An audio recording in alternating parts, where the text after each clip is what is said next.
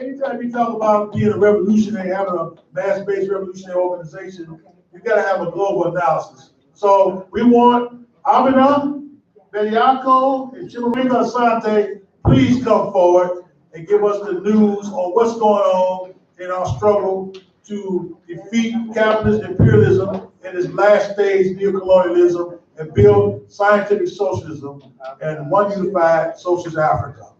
Thank you.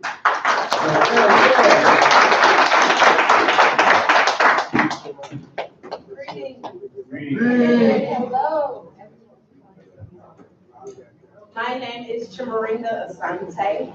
I'm entering my junior year at the University of Arkansas at Pine Bluff as my cabinet major.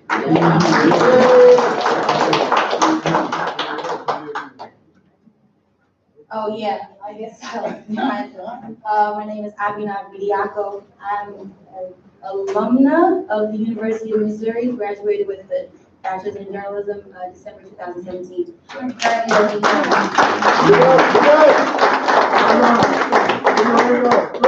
Yes. No one since they was first born. Revolutionary.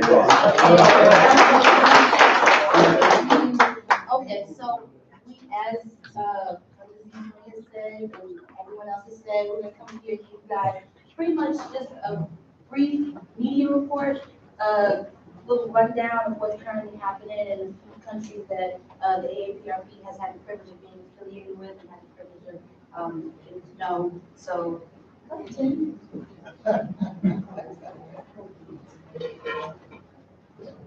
I was supposed to say that. I'm gonna sorry. That's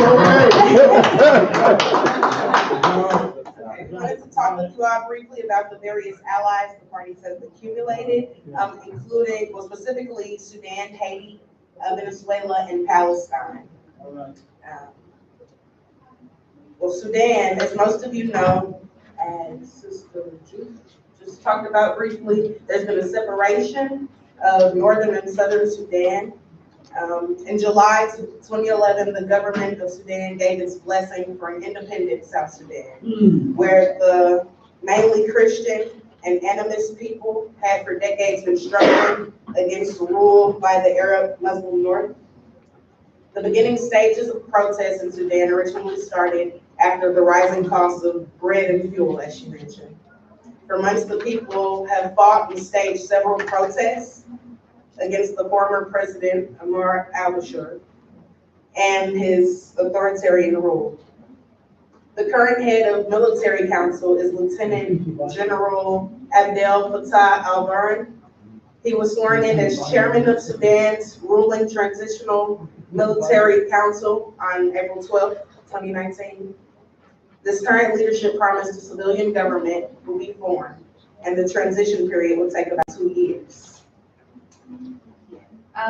Unfortunately, due to, I guess, the high increase of all these protests happening within Sudan right now, there's not a definite timeline of when said change will be made.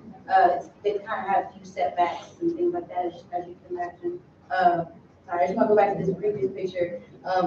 After Sister Chu gave that wonderful presentation about women, I just want to reiterate this one right here. This is women on the front line protesting the former president who, he had his reign for about 30 years, and within that 30 years, he silenced their voices. She was saying that, unfortunately, within, I guess, the Islamic culture, women don't necessarily have too much of a voice, and this is a picture of them taking that power back and showing that they are, in fact, powerful, and they do have something to say. And what they have to say is obviously very important to the people. This is another picture relating to that. Now, we're going to move on to Palestine.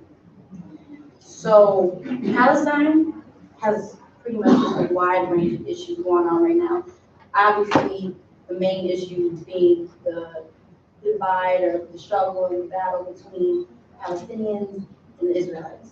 The initial issues being border recognition, security, water rights, and control of Jerusalem.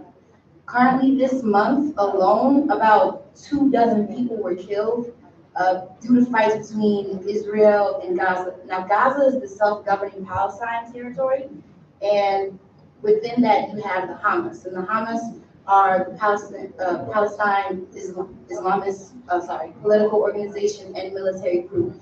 And they've been battling with Israelites, trying to reach a happy medium or trying to find some level of peace.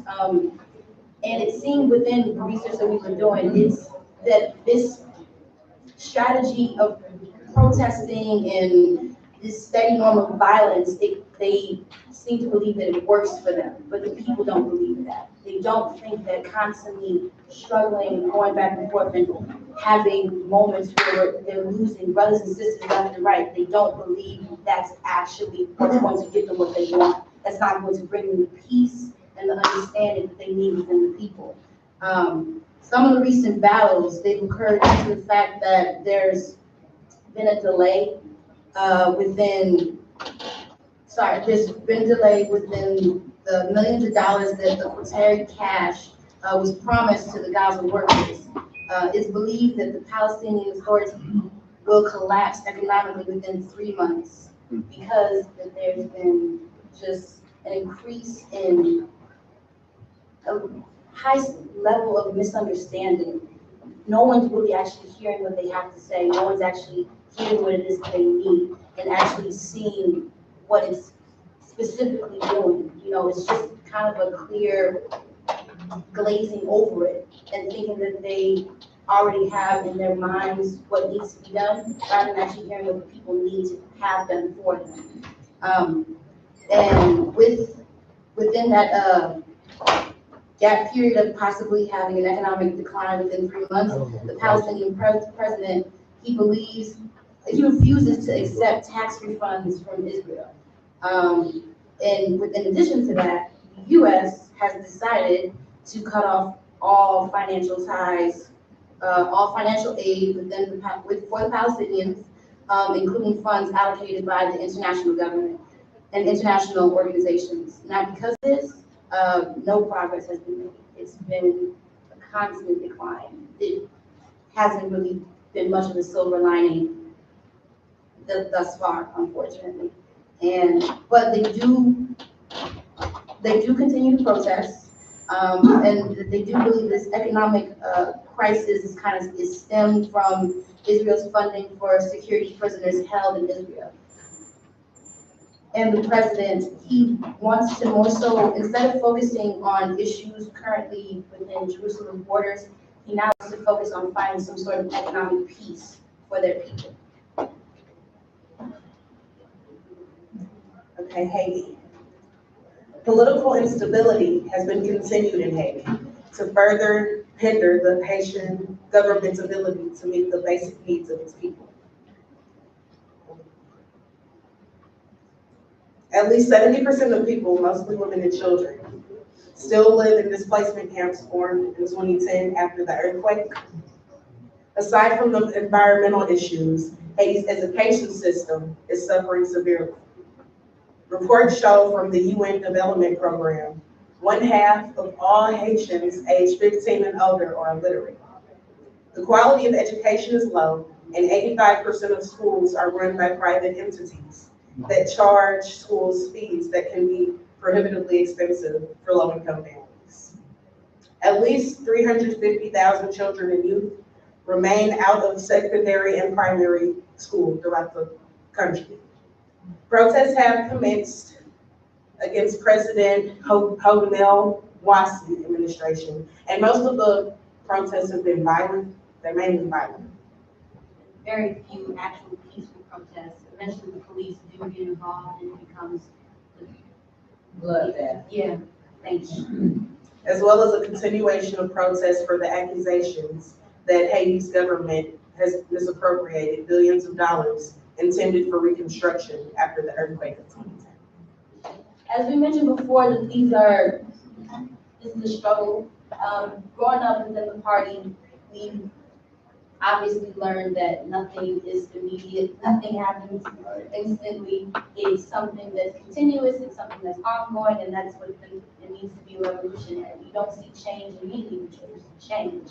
If you keep with it, if you're steady, if you get organized, that's literally been embedded into us to be organized with absolutely everything. So with that, we're hoping that you guys see that they do have, that these countries are dealing with very unfortunate struggles, but it's not as if they're saying it's the end all be all with anything. They're still continuing to fight, just as we are still fighting. So that's it.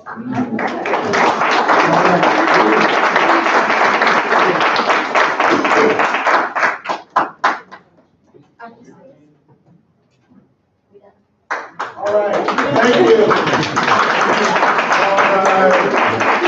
All right, Viva the young pioneers. Viva! Viva young pioneers. Viva! Viva young pioneers. Viva! Viva African women. Viva!